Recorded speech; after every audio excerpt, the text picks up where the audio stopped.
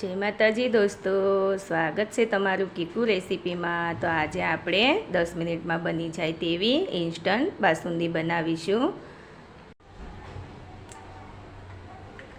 તો આજે આપણે બાસુંદી બનાવવાના છીએ। તો બાસુંદી બનાવવા માટે પહેલાં તો આપણે કઢાઈમાં થોડું પાણી એડ કરી દીધું છે।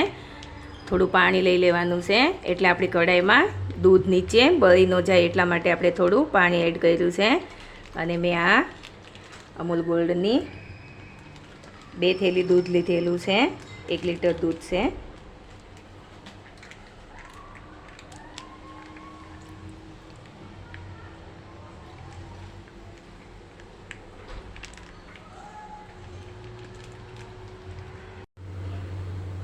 તો હવે આપણે દૂધને ઉકાળવાનું છે। ગેસની ફ્લેમ આપણે ફાસ્ટ રાખીશું અને દૂધને ઉકાળી લેવાનું છે। આ બાસુંદી આપણે ઇન્સ્ટન્ટ બનાવીશું। આ બાસુંદી બનાવવા માટે આપણે 1 કલાક સુધી દૂધ ઉકાળવાની જરૂર નથી। આપણે ઇન્સ્ટન્ટ 10 મિનિટમાં બની જાય તેવી બાસુંદી બનાવીશું।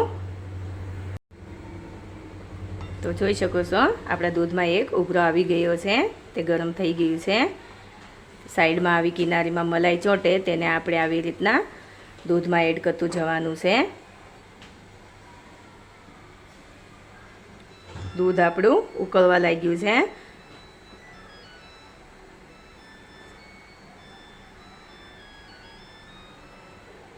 હવે આપણે તેમાં આ 1 વાટકી ખાંડ લીધેલી છે। ખાંડ તમે તમારા ટેસ્ટ મુજબ લઈ શકો છો। તમને વધારે મીઠું જોઈતું હોય તો વધારે ખાંડનો ઉપયોગ કરી શકો છો।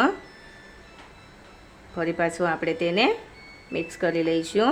ખાંડ ઓગળી જાય ત્યાં સુધી આપણે તેને હલાવીશું।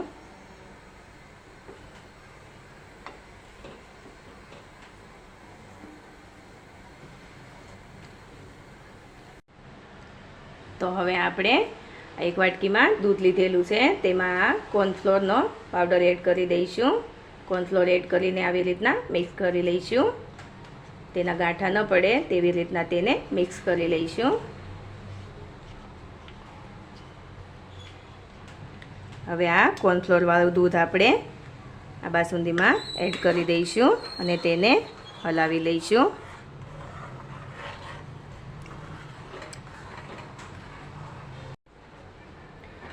કોર્નફ્લોર એડ કર્યા પછી આપણે આ મિશ્રણને સતત હલાવવાનું છે।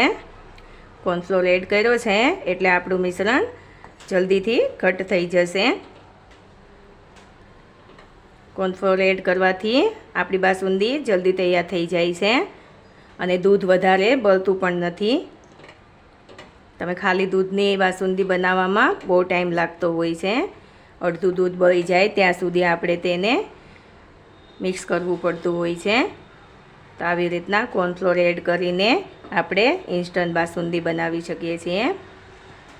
કોર્નફ્લોર એડ કર્યો છે એટલે આપણું દૂધ હવે 5 મિનિટમાં જ ઘટ થઈ જશે।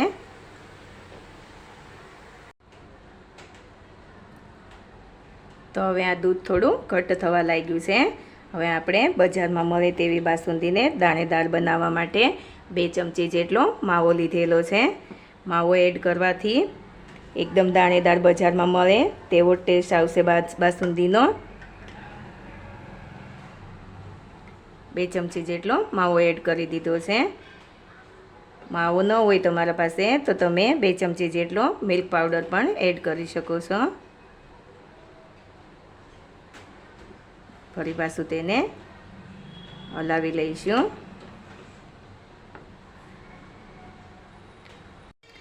તો હવે આપણે તેમાં યલો ફૂડ કલર લીધેલો છે તે એડ કરી દઈશું।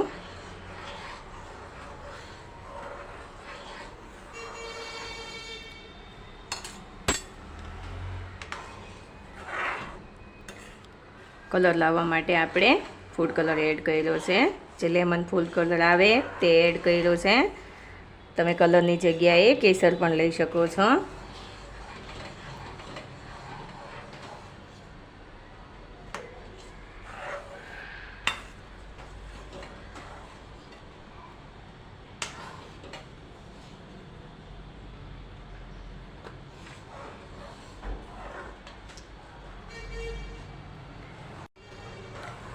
તો હવે આપણે આ એલચીનો પાવડર લીધેલો છે તે એડ કરી દઈશું।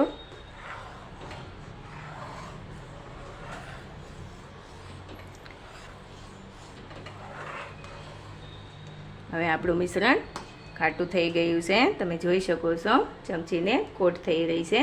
આવું મિશ્રણ હોવું જોઈએ આપણું. એટલે આપણી બાસુંદી તૈયાર થઈ ગઈ છે. તે બાસુંદી ઠંડી થશે એટલે તે વધારે ઠીક થઈ જશે. એટલે હવે આપણે ગેસની ફ્લેમ બંધ કરી દઈશું.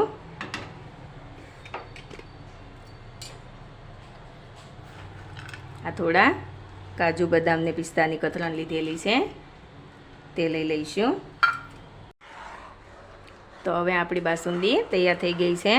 આપણે તેને હવે ઠંડી કરી લઈશું. રૂમ ટેમ્પરેચર પર આવી જાય પછી આપણે તેને ફ્રીજમાં 2 કલાક માટે ઠંડી કરવા રાખીશું. અને ઠંડી થઈ જાય પછી આપણે તેને સર્વ કરીશું. તો તૈયાર છે આપણી 10 મિનિટમાં બની જાય તેવી બાસુંદી. ઉપરથી આપણે થોડા કાજુ બદામની કતરણ મૂકીશું. આ બાસુંદી ખૂબ જ ઝડપથી બની જાય છે. મહેમાન આવવાના હોય ત્યારે આપણે 10 મિનિટમાં બાસુંદી બનાવી શકીએ છીએ. તો તમે પણ આવી બાસુંદી એકવાર ઘરે જરૂરથી બનાવજો. અને મારી ચેનલને લાઈક કરજો, શેર કરજો અને સબસ્ક્રાઈબ જરૂરથી કરજો.